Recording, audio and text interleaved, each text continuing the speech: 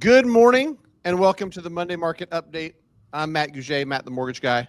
I've got Nash Paradise, the Loan Wizard, with me. Not sure if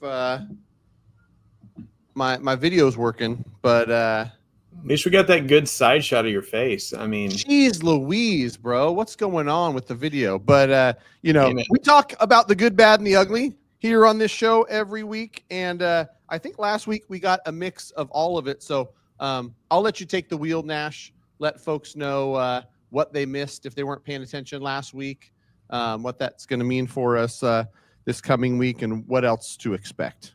Yeah, man, last week was absolutely massive. We knew it was going to be. It was probably the most economic data, most economic news I think I've ever seen. So much we had to split it up into two parts on the page and made it so small you can't see it. But hey, that's what I'm here for. I'm going to break this down and talk about what was relevant last week so we can know what we're pointing out. So let's just for a second pretend Friday didn't happen and go back through the rest of the week, see what was going on. We had, of course, on Wednesday was Fed Day, rate decision day.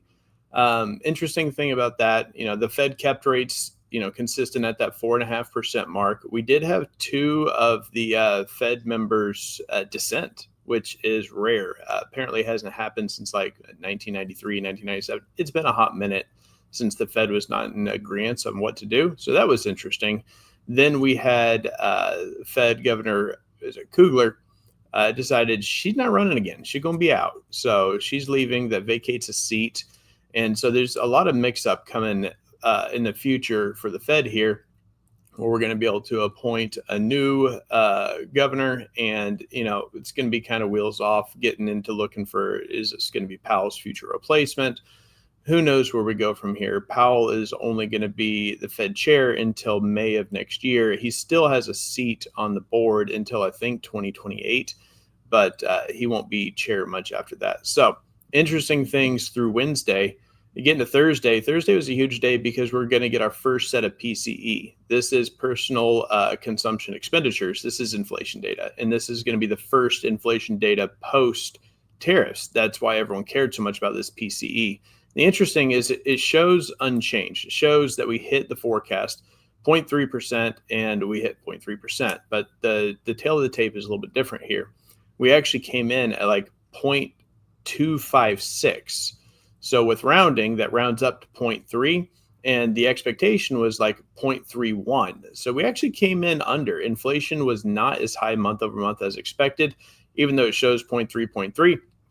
It was actually a decent bit under that, where the year over year inflation missed just a hair high. And so because you're kind of splitting the difference there, the month over month was a little low, year over year is a little high. Cool, whatever, nothing crazy there. Then we get to Friday. Friday was the day. We knew Friday was the day. Friday is a jobs report day, and jobs reports are huge. So, the story was, hey, we're, forecasting 110,000 jobs to have been added. That's a pretty low number compared to what we've been seeing in the last 6 months or so. So there's a lot of room for that to come in higher and be bad for interest rates. Instead, we missed low. Okay, 73,000. Not too far of a miss. Now, the big story here, the only story, is the revisions. the revisions were shocking. I talked about this a little bit on Friday, did a video and a couple of social media posts, but revising the previous down to from like 147 to 14, from 150 and change to like 15,000. We're talking almost 90% reductions in the jobs added. That is monumental, massive, so severe that, we're talking about people losing their jobs over this. And just so you know, like, how do non-farm payrolls work? They're reported in, and then the Bureau of Labor Statistics, you can't spell BLS without BS, does their best to report them. But there's a trailing couple months of data that's coming in. Apparently, that trailing data has not been nearly as accurate as what the expectations have been up front. And so way off. We added much fewer jobs, which is kind of funny when you see all the discourse about it. People are like, oh, yeah, well, hey, America, look at us. We're not winning. We're not adding enough jobs. And then, when you think about it, like, this is exactly what the administration wants. They want to lower rates. You can't lower the rates if you're adding a ton of jobs and job growth is surging. So we're kind of getting what we want. Did not have enough jobs. That revision pulled everything down, and we saw a bunch of movement in the 10-year Treasury bond. So all that to summarize last week's huge week, Friday was a great day for interest rates. We saw that improve significantly. We'll jump to the interest rate slide here in a little bit, but that's why. It was the revisions that moved everything, not necessarily just the miss, but knowing that over the last 90 days, we've added a lot fewer jobs than we had originally anticipated. And so here we are, much smaller economy than we thought.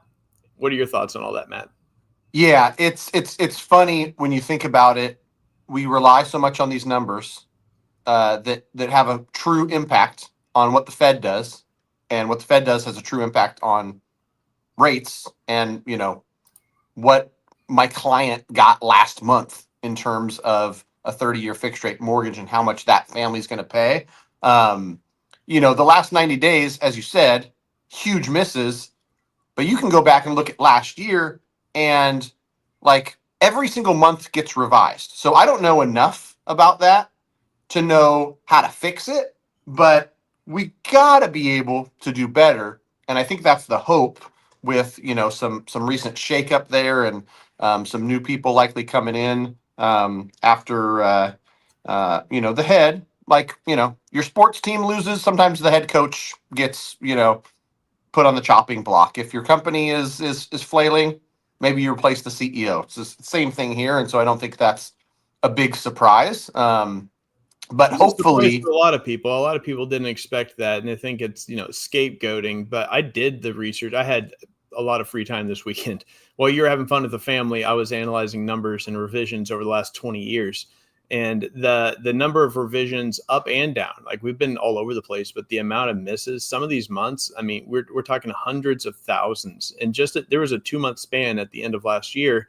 where the revision month over month, like for those 2 months, was over 300,000 jobs. It was like plus 165 off and then minus 140 something. I was like, that's unreal. I mean, huge swings. Someone's making money on the back end on those, market swings in the bond trading. But, we had this happen last year. It's funny. I was looking at a Facebook post from exactly a year ago over the weekend, and it was, hey, now's a good time to look into refinancing because a huge non-farm payroll miss. Like, we're having these big misses. Like you said, I don't know exactly why the misses and the revisions are so severe, why we're having such a poor, time trying to anticipate this stuff, but it's not good. And, all we can do is analyze it, see what it means, and figure out how it's going to impact you. And, what do we need to know this week? I like it. Yeah. So let's jump into this week. So this week, unlike last week was nuts. This week is very, very simple, pretty mild. Tuesday is the only day with, I'm going to say, like, interesting things that tend to move the market. And, we should be fairly consistent. The manufacturing PMI data, it should be growing. We're forecasting 51.5, which means we are growing in global services. We're growing in manufacturing. Okay, cool. Trade gap is something that could make headlines, but it's not necessarily going to move the needle. The only other day to look at is Thursday. So on Thursday, we have jobless claims, not nearly as important or impactful as non-farm payrolls, but it's going to be interesting to see how jobless claims, are in line with the revisions that we've had on jobs numbers before. You know, do we have these initial claims in line? Last month was 218,000. Forecast is 220,000. So it should be pretty consistent. Big misses on jobs, any jobs report can always move the market. So we'll just see Thursday how we look on the job side. Cool. Moving on. Rates. Man, this didn't look like this last week, did it? No, and I actually saw something that you put out, I believe, how much difference a day can make on looking at September's meeting, how likely there is a cut. So remind me too, what was this before all this Friday madness as far as percent likelihood that we get a Fed rate cut in September? Yeah, off the top of my head, I couldn't tell you exactly, but I know that we were leaning strongly to no cut in September. I mean, it was probably a 25 to 35% chance that we were going to see a September cut earlier in the week last week prior to Friday. And then by the end of the day, like throughout the day, this was getting updated. And by the end of the day, Friday, it's about where we are right now because things are pretty much unchanged so far this week. But 86% sure we're going to see this first rate cut in September. Honestly, I'm a little surprised it's not higher than that right now. I guess, there's a little bit more data to come out. September 17th is a long way away. I think the other interesting thing here is they're now forecasting 2 cuts in a row. And I think it's a fairly safe estimation. Like at a certain point, we're pretty confident we're going to see 2 cuts by the end of the year. Whether it happens in October or whether it's the December 10th meeting, it doesn't really matter, but I would think that we're going to continue to see, hopefully, I mean, this is just what I want to see as a mortgage lender, but I would like to see the chances of a third cut in December coming up a little bit. If we can go 1, 2, 3 and start that train a rolling, I think that we'll get a little more momentum on the bond market. We can start to see yields push down past that 4% threshold where we've had such a strong floor. We have not been able to bust through that in a hot minute. So we'll see, but without a doubt, I think as we get to the end of the year, we're expecting 2 cuts, whether it's the next 2 or, next one in December, we'll see. And everything after that, and it's a crapshoot at this point, but we know a couple are coming, and I think we can say that definitively now. Yeah, it looks like the pendulum has shifted. I had a question that I posed, and I don't know if I saw any response. In the next 6 weeks, do you think there's any chance that there's an emergency Fed cut? What would have to happen? Some more crazy data? I did see that question, and I answered it in my head. And I didn't respond to it because I wanted to come back and re-reference this. The fact that we're not even entertaining or coming close to the idea of a double cut tells me, no, like we're not going to see it. If they were thinking there's a chance that we move down to the 400 mark in September, then it could be a little more likely. But I mean, when you see emergency cuts and things moving that quickly, it's to respond to something that's a lot more severe. I just don't think it's possible. The fact that we still have a 15% likelihood of not cutting in September tells me that the needle has not moved far enough to make them go back and basically say, oh yeah, we should have done this in July. But I will say that had we had more accurate jobs reports in the last couple of months, we would have seen that Fed rate drop in July, which is, I think what would have made a lot more sense for smoothing out these cuts going forward. Woulda, coulda, shoulda. Right. Yeah, I know it's wild. We got actions based on data, and the data we learn later is not very accurate. But nope. It's trash. But what's not trash is where mortgage rates have been going on Friday. We get so excited seeing a little one-day move. And Matt, I'll let you share the good news on this and interpret this chart a little bit for what we're seeing here.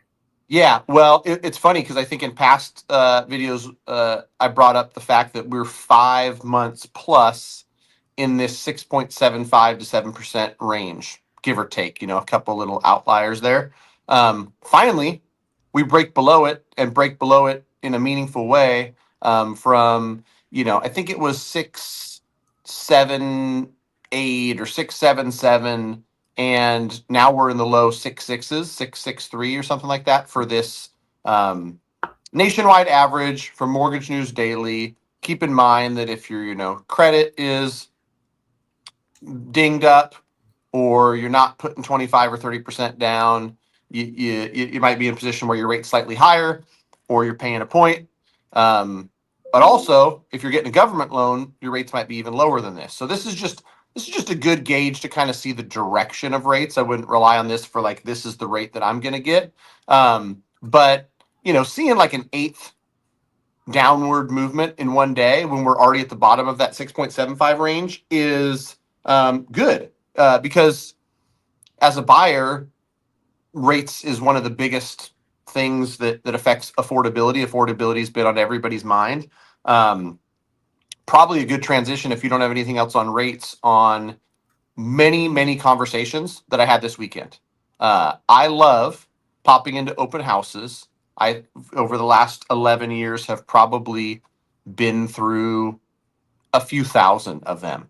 And lately, I love to do it, one, because I love real estate, but also because I want to talk to the agents about their point of view. And there's nothing better than, an in-person survey of, how's the open house going? How many people do you have through? What are people saying? How's your business been going over the last few months? And those type of questions. With rates coming down, you're obviously not going to see it from like Friday to Saturday. It's not gonna kick in that quick. But with a lot of sideline demand, which I've talked about ad nauseum here, it's going to take lower interest rates. It's going to take something to kind of pull this demand off the sideline. One thing I was reminded of from multiple agents is they were like, July especially, I had so many clients on vacation. Buyers said, I'll get back with you on August 5th. We're taking this vacation, and then we'll be back and, preparing to get the kids back in school and life back to normal. And so I think that there's something to that, because I heard it so many times where, demand was on pause to a certain extent. And in my mind, being a mortgage guy, I'm like, oh, it's because, rates and prices and affordability has pumped the brakes for too many people. But there's also just life, right? There's vacation. And so I'm interested to see the trend. Are buyers back from vacation, literally and figuratively, now that we're in August? I guess we'll see.